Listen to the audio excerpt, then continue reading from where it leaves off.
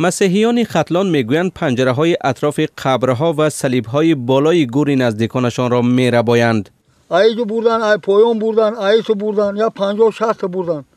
درشو بودن در نداری اصلا نمیبینی. در ناحیه یاوان 2 قبرستان مسیحی وجود دارد. بابا رجب 82 ساله آنها را پاسبانی میکند و چند دفعه از این جای دزدان را رانده است. شام میبرم چی میدم کپیدم اچاسکو باید دادم چوره ندید.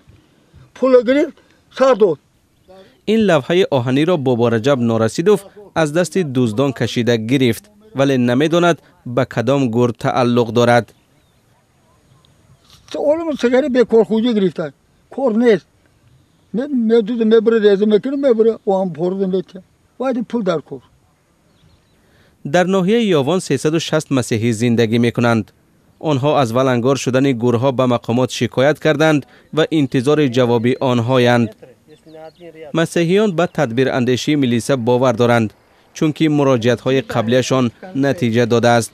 2 года назад даже там 2 женщин поймали, которые чисто случайно поджог устроили националки. Поэтому местные власти у нас реагируют нормально.